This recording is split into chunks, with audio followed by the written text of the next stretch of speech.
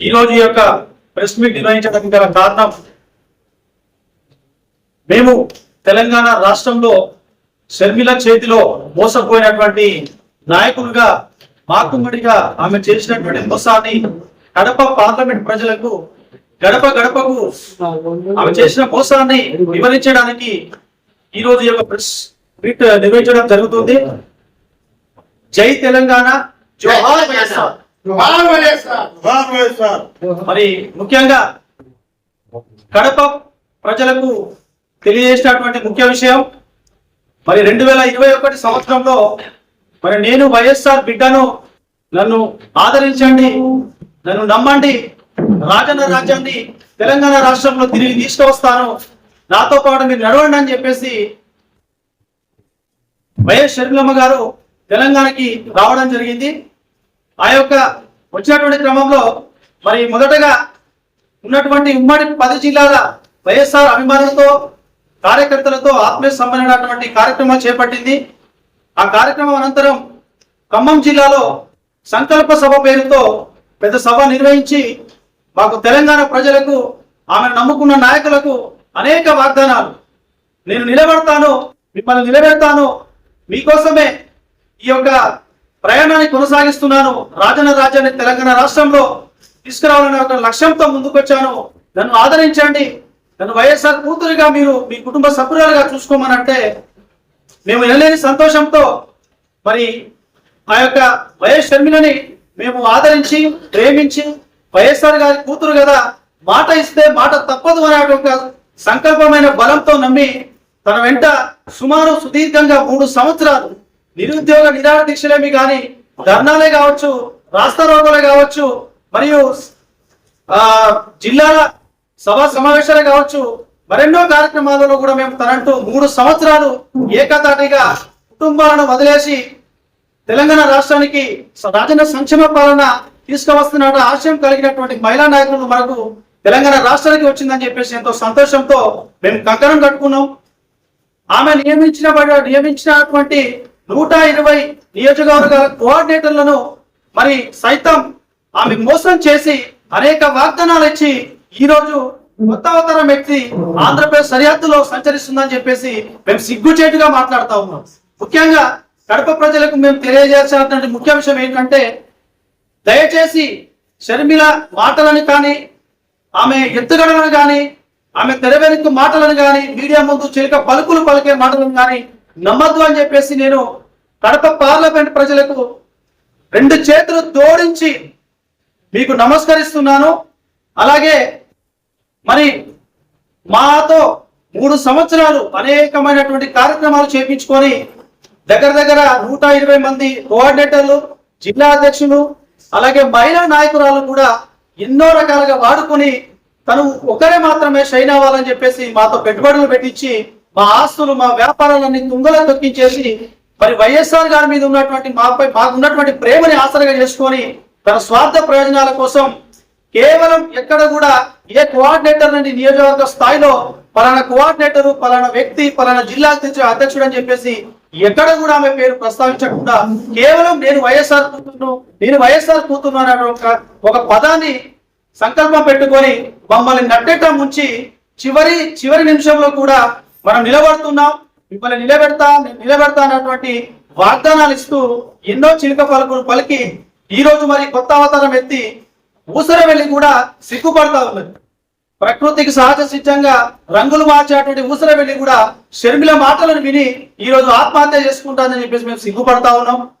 ఇంకో విషయం ఏంటంటే, మరి 3 సంవత్సరాలు సుదీర్ఘ కాలంగా మేము ఎన్నో రకాలుగా ఆటుపోటులు కావచ్చు, ఎన్నో రకాల ఇబ్బందులు కావచ్చు, అక్రమ అరెస్టులు కావచ్చు, మా పైన కూడా చాలా మంది నాయకుల మీద అనేక రకమైనటువంటి కేసులు ఉన్నాయి. ఈ రోజు కేసులలో కూడా అనేక రకాల ఇబ్బందులు కోర్టు చుట్టూ తిరిగిన పరిస్థితి ఏర్పడింది. దయచేసి కడప పార్లమెంట్ ప్రజలు నిన్ను ఎట్టి పరిస్థితుల్లో నమ్మేటువంటి పరిస్థితి లేదని షర్మిలకు నేను హెచ్చరిస్తా ఉన్నా. ఈ యొక్క మీడియా ముఖంగా చెప్తా ఉన్నా, షర్మిలమ్మ మీరు వైఎస్ఆర్ గారు బ్రతికి ఉంటే కాంగ్రెస్ పార్టీ మీద ఉమ్మేసేవారు అని చెప్పేసి ఆ రోజు పలికిండ్రు. వైఎస్ఆర్ గారి మరణాంతరం తన పేరుని ఎఫ్ఐఆర్ లో చేర్చిరని చెప్పేసి మొన్నటి వరకు తెలంగాణ రాష్ట్రంలో ఉన్న రోజు మాట్లాడినావు, మరి మొన్నేమని మాట్లాడుతున్నావు? వైఎస్ఆర్ గారి మరణాంతరం తన పేరు ఎఫ్ఐఆర్ లో చేర్చిన సంగతి కాంగ్రెస్ పార్టీకే తెలియదని చెప్పేసి మాట్లాడుతున్నావు. నిన్నటికి నిన్న ఏం మాట్లాడుతున్నావు? వైఎస్ఆర్ గారి పేరు మరణాంతరం ఎఫ్ఐఆర్ లో చేర్చింది జగన్ గారి లాయర్ అని చెప్పి మాట్లాడుతావు. మరి రేపేం మాట్లాడతావు? ఆంధ్రప్రదేశ్ ప్రజలు, కడప పార్లమెంట్ ప్రజలు నీకు మద్దతు ఇవ్వకపోతే మరి వైఎస్ఆర్ గారి పేరు మరణాంతరం వైఎస్ఆర్ గారి పేరు ఎఫ్ఐఆర్ లో మరి విజయమ్మ చేర్చిందని చెప్పి మాట్లాడతావా? మేము సవాలు విసురుతా ఉన్నాం. నీవు ఇదే మరి తెలంగాణ రాష్ట్రంలో ఉన్నటువంటి పాలేరు గడ్డ ఉన్నటువంటి మట్టి మీద ప్రమాణం చేసినావు. మరి ఈ యొక్క గడ్డకు సేవలు అందిస్తా, నన్ను నమ్మండి, నన్ను ఆదరించండి అని చెప్పేసి ఈ యొక్క పాలేరు మట్టి మీద నువ్వు ప్రమాణం చేసి ఆ రోజు మాట్లాడు. ఇదే ఈ రోజు కడప పార్లమెంట్ ప్రజల ముందు మేము ఈ యొక్క కడప మట్టి తల్లి సాక్షిగా చెప్తున్నాము. మా యొక్క రాజకీయ జీవితాలను ఏ విధంగా అయితే ప్రశ్నార్థకంగా చేశావో నిన్ను ఎట్టి పరిస్థితులలో కూడా రాజకీయంగా నీ జీవితానికి కూడా రాజకీయంగా మేము ప్రశ్నార్థకంగా చేస్తామని చెప్పేసి కంకణం కట్టుకొని వచ్చినాము. ఈ రోజు ఈ యొక్క మీడియా సమావేశం ద్వారానే కాకుండా రేపటి నుండి సుమారు 15 రోజుల వరకు కడప పార్లమెంట్ ఉన్నటువంటి ప్రతి గడపకి నీవు చేసినటువంటి మోసాన్ని ఆధారాలతో సహా వివరించి ముందుకెళ్తామని చెప్పేసి మాట్లాడుతూ ఉన్నాము. ముఖ్యంగా మరి మేము చివరి దశలో కూడా నీవు చేసినటువంటి మోసాన్ని మీ మీడియా ద్వారా ఎండగడతామని చెప్పేసి మేము 2 నెలల క్రితం విజయవాడ ప్రెస్ మీట్ నిర్వహించాలని చెప్పేసి మేము కంకణం కట్టుకుంటే మమ్మల్ని అక్రమ అరెస్టుతో మమ్మల్ని నా జాతీయ ఆంధ్రప్రదేశ్ రాష్ట్ర కాంగ్రెస్ పార్టీ కార్యాలయం మీద దాడి చేయడానికి సుమారు 200 మంది గుండాలను తీసుకొని తెలంగాణ వైఎస్ఆర్సీపీ నాయకులు వచ్చారని చెప్పేసి ఆంధ్రప్రదేశ్ పోలీసులకు తప్పుడు సమాచారం ఇప్పించి మమ్మల్ని తెల్లవారుజామున 4:30కే మరి విజయవాడ బెల్ సర్కిల్లో ఉన్నటువంటి రాజ్యంలో ఉన్నటువంటి ప్లేస్ కు వచ్చి మమ్మల్ని సుమారు 50 మంది నాయకుల్ని అక్రమ అరెస్టు చేయించావు. నీవు ఇంత పిరికి పందవైతే నువ్వు కేవలం ఒక 400-500 మంది నీ చేతిలో మోసపోయినటువంటి నాయకులకే సమాధానం చెప్పినటువంటి హామీ అయినటువంటి షర్మిల, నువ్వు మరి కడప పార్లమెంట్ ప్రజలకు నువ్వు ఏం హామీ ఇస్తావు, ఏం నెరవేరుస్తావు? నీ జెండా ఏంటో తెలియదు, నీ ఎజెండా ఏంటో తెలియదు, నీ వ్యక్తిత్వం ఏంటో నీకు తెలియదు. అటువంటి రకరకాల ముసరవెల్లి రంగులు మారుస్తూ మరి నువ్వు ఎన్నో ప్రభావాలకు గురి చేస్తూ మరి రాజ్యానికి ఎదురెత్తున్నావు. గతంలో కూడా మీ అన్నగారికి మీకేమైనా గొడవలు ఉన్నాయని చెప్పేసి తెలంగాణ రాష్ట్రంలో ఉన్నటువంటి మీడియా సోదరులు అడిగితే మరి మా అన్నకు నాకు ఎలాంటి ఒకవేళ గొడవలు ఉన్నట్లయితే నేను ఆంధ్రప్రదేశ్ లో పార్టీ పెట్టేదాన్ని కదా, అక్కడ రాజ్యం సుభిక్షంగా నడుస్తుంది, మరి రాజన్న సంక్షేమ పాలన రాజాధికారం తెలంగాణలో రావాలని చెప్పేసి నేను వైఎస్ఆర్ కూతురుగా వచ్చినా అని చెప్పేసి మమ్మల్ని నీ మాటలతో మంత్రముగ్ధులు చేసి మా వ్యాపారాలను, మా వ్యవస్థను, ఆర్థికపరమైన నష్టాలనని ఎన్నో రకాలుగా మమ్మల్ని నష్టం చేసి ఈ రోజు మమ్మల్ని ఏ రాజకీయ భవిష్యత్తుగా ప్రశ్నార్థకంగా చేశావు. దయచేసి చెప్తా ఉన్నా షర్మిలమ్మ, నీవు ఇంకా ఆ రోజు మెట్టినింట్లో మన్ను వచ్చినావు, ఈ రోజు పుట్టినింటిని కన్నురు పెట్టిస్తా ఉన్నావు. నీవు నైతికంగా పూర్తిగా రాజకీయ విలువలు కోల్పోయి మానసిక పరిస్థితిగా లేక నువ్వు నీ ఇష్టం ఉన్నట్టు వాగుతున్నావు. నీకు మతి భ్రమించి నీవు లేనిపోని అవాకులు చివాకులు మాట్లాడుతూ ఉన్నావు. దయచేసి వైఎస్ఆర్ గారి పేరును చెరిపి వేయాలని చెప్పేసి నువ్వు కంకణం కట్టుకున్నావు. నేను ఎట్టి పరిస్థితుల్లో కూడా మనం వదిలిపెట్టే ప్రసక్తి లేదు. నీకు రాజకీయ భవిష్యత్తు కావాలంటే ముందు తెలంగాణ రాష్ట్రంలో ఉన్నటువంటి ప్రజలే కావచ్చు, తెలంగాణ రాష్ట్రంలో ఉన్నటువంటి వైఎస్ఆర్ అభిమానులే కావచ్చు, నీకు ఎన్నుపోసి ఇస్తే తప్ప నీకు రాజకీయ భవిష్యత్తు లేదని చెప్పేసి ఈ యొక్క మీడియా ముఖంగా నీ చేతిలో మోసపోయినటువంటి నాయకుల తరపున నేను డిమాండ్ చేస్తా ఉన్నా.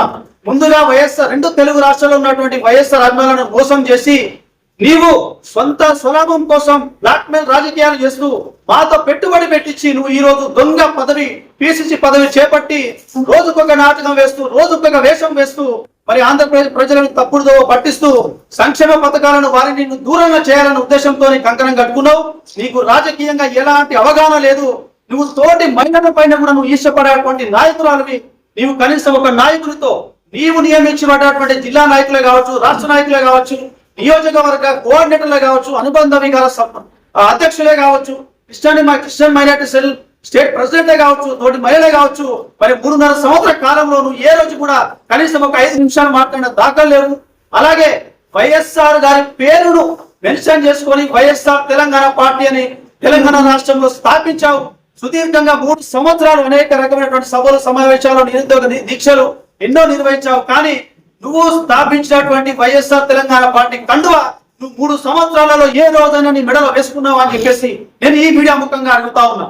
నువ్వు అంటావు మమ్మల్ని కూడా ఎన్నో రకాలుగా మేము సోషల్ మీడియా పరంగానే కావచ్చు, మరి వాట్సాప్ గ్రూపులోనే కావచ్చు, ఎన్నో రకాలుగా నీ మోసాన్ని ఎండగడతా ఉంటే మా పైన కూడా ఎన్నో రకాల దాడులు చేయాలని, మమ్మల్ని బెదిరించాలని చెప్పేసి కొత్త కొత్త మొబైల్ నంబర్లతో కొత్త కొత్త వ్యక్తులతో కూడా భయపడతానికి గురి చేశాము. మేము ఇక్కడ వరకు వచ్చామంటే నీలాగా భయపడి మోసం చేసి ఆంధ్రప్రదేశ్ రాష్ట్రం నుండి తెలంగాణ రాష్ట్రం నుండి ఆంధ్రప్రదేశ్ రాష్ట్రానికి పారిపోయి రాలేదు, నిన్ను వెతుక్కుంటూ వచ్చినాం. తెలంగాణలో వైఎస్ షర్మిల కనబడట్లేదు అని చెప్పేసి అడుగుతా ఉంటే మేము తిరిగే క్రమంలో కూడా ఆంధ్రప్రదేశ్ రాష్ట్రంలో సంచరిస్తుంది అని చెప్పేసి మాకు సమాచారం జరగగానే నిన్ను వెతుక్కొని వచ్చినాం. కడప ప్రజలకు ఇలాంటి మోసం చేయకు, నువ్వు మోసకారి అని చెప్పేసి మేము బిరుదిచ్చినాము. దయచేసి చెప్తున్నా షర్మిల, నీకు ఖచ్చితంగా రాజకీయంగా నీకు భవిష్యత్తులో లేకుండా చేయడమే మా లక్ష్యం. ముందుగాను సొంతగా నీతో పక్క పడి ఉన్నటువంటి సొంత మహిళా నాయకులను కూడా నువ్వు ఓర్వలేనటువంటి అహంకార పూరితమైన గుణం ఉన్నటువంటి నువ్వు నాయకురాలు అని చెప్పేసి మేము మాట్లాడుతా ఉన్నాం. మేము మిమ్మల్ని వైఎస్ఆర్ కూతురుగా ప్రేమించాం, వైఎస్ఆర్ కూతురుగా గౌరవించాం, వైఎస్ఆర్ కూతురుగా నీ నమ్మకం పెట్టుకున్నాం. మా నమ్మకాన్ని, మా ప్రేమని, మా గౌరవాన్ని పూర్తి స్థాయిలో నీకు అనుకూలంగా మార్చుకొని కాంగ్రెస్ పార్టీ తెలంగాణ రాష్ట్ర ముఖ్యమంత్రి వర్యులు రేవంత్ రెడ్డి గారిని కూడా రెడ్డి దొంగకు ఒక తాళాలు ఇస్తారా, ఓటుకు నోటు దొంగ అని చెప్పేసి మమ్మల్ని ఎన్నో రకాలుగా రేవంత్ రెడ్డి గారిని తిట్టాలని చెప్పేసి సిగొలిపిన సందర్భాలు ఉన్నాయి. నువ్వు మీడియా ముఖంగా ఏం మాట్లాడినావు, ఏం చేసినావు అని చెప్పేసి నువ్వు ఆత్మ పరిశీలన చేసుకోవాలి. దగ్గర ఇప్పుడు 120-130 మంది నాయకులు ఈ రోజు ఎన్నో రకాలుగా మాకు భవిష్యత్తు లేకుండా వేరే పార్టీలో ఏది సముచిత స్థానం లేకుండా చేశావు. చివరి దశలో కూడా ఏం చెప్పావు, మా పరిగి కోఆర్డినేటర్ మా గౌసన్న ఉంటాడు. మరి మేము చివరి దశలో కూడా ప్రశ్నించినాం, ఎందుకు ఈ నిర్ణయం తీసుకోవాల్సి వచ్చింది, మాతో సమాచారం లేకుండా, మాతో ఎలాంటి చర్చలు జరపకుండా ఏకపక్షంగా నిర్ణయం తీసుకోవడం కరెక్ట్ కాదని మాట్లాడితే